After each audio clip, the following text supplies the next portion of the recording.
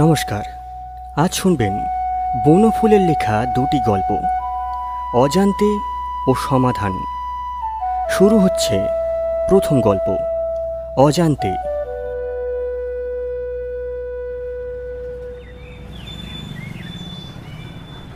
সেদিন অফিস থেকে মাইনে পেয়েছি। বাড়ি ফেরার পথে ভাবলাম ওর জন্য একটা বডিস কিনে নিয়ে যাই। বেচারি অনেক দিন থেকেই বলছে। এ দোকান সে দোকান খুঁজে জামা কিনতে প্রায় সন্ধে হয়ে গেল। জামা কিনে বেরিয়েছি, বৃষ্টিও আরম্ভ হলো। কি করি, দাঁড়াতে হলো। বৃষ্টিটা একটু ধরতে জামাটি বগলে করে ছাতাটি মাথায় দিয়ে যাচ্ছি। বড় রাস্তাটুকু বেশ এলাম, তারপরই গলি, তাও অন্ধকার। গলিতে ঢুকে অন্যমনস্কভাবে ভাবতে ভাবতে যাচ্ছি, অনেক দিন পরে আজ নতুন জামা পেয়ে তার মনে কি আনন্দই না হবে। আজ আমি এমন সময় হঠাৎ একটা লোক ঘাড়ে এসে পড়ল। সেও পড়ে গেল, আমিও পড়ে গেলাম। জামাটা কাদায় মাখামাখি হয়ে গেল। আমি উঠে দেখি লোকটা তখনও ওঠেনি, উঠবার উপক্রম করছে। রাগে আমার সর্বাঙ্গ জ্বলে গেল। মারলাম এক লাথি। রাস্তা দেখে চলতে পারিস না শুয়ার! মারের চোটে সে আবার পড়ে গেল, কিন্তু কোনো জবাব দিল না। তাতে আমার আরও রাগ হলো, আরও মারতে লাগলাম। গোলমাল শুনে পাশের বাড়ির এক দরজা খুলে গেল। লণ্ঠন হাতে এক ভদ্রলোক বেরিয়ে এসে জিজ্ঞেস করলেন, কি ব্যাপার কি মশাই? দেখুন দেখি, এই রাস্কেলটা আমার এত টাকার জামা মাটি করে দিল। কাদায় মাখামাখি হয়ে গেছে একেবারে। পথ চলতে জানে না, ঘাড়ে এসে পড়ল। কে ও? ও ও থাক মশাই, মাফ করুন, ওকে আর মারবেন না।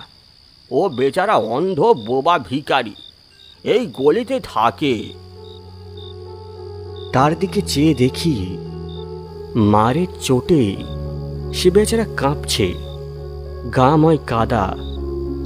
আর আমার দিকে কাতর মুখে অন্ধ দৃষ্টি তুলে হাত দুটো জোর করে আছে।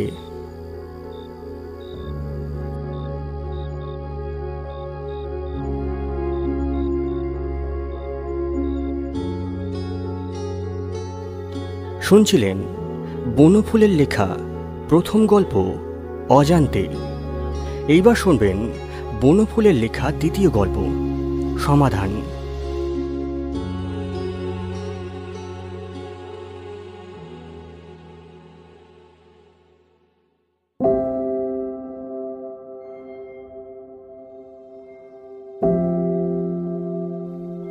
আকাশ নীল, বাতাস স্নিগ্ধ, ফুল সুন্দর, এবং আমার নাম নিহার রঞ্জন হওয়া সত্ত্বেও আমার বিয়ে হলো পাগড়া গ্রামবাসিনী খান্তমণি নামী এক গ্রাম্য মেয়ের সাথে।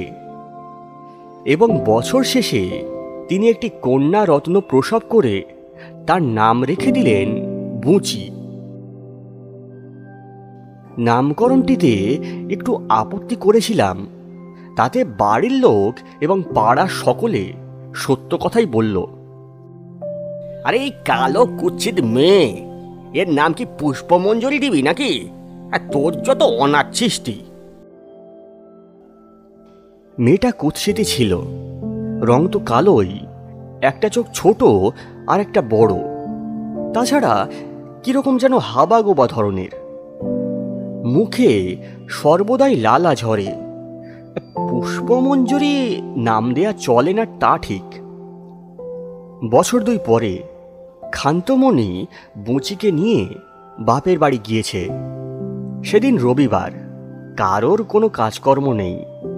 চণ্ডীমণ্ডপে বসে নানা রকম আলোচনা চলছিল। হঠাৎ আমার কথাই উঠল। নৃপেন বলল, এই দেখো না, নিহারের অদেষ্ট হলো বা যদি একটা মেয়ে, তা আবার এমন কদাকার। শ্যাম বোস বলল, তা আর বলতে, হ্যাঁ, বিয়ে দেওয়ার সময় নাকের জলে চোখের জলে হতে হবে আর কি। টাকা চাই প্রচুর। হাড়ো খুঁড়ো তামাকটাতে দুটো টান দিয়ে একটু কাশলেন।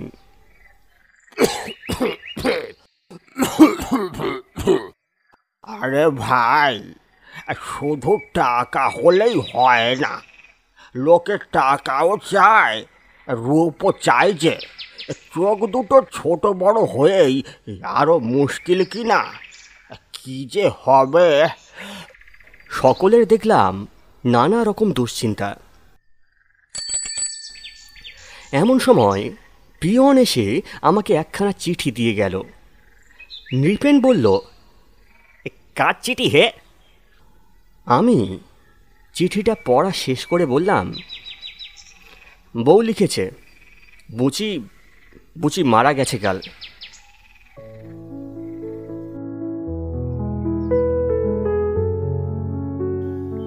শুনছিলেন বনফুলের লেখা দুটি গল্প, অজান্তে ও সমাধান। সবাই ভালো থাকবেন। শুভরাত্রি।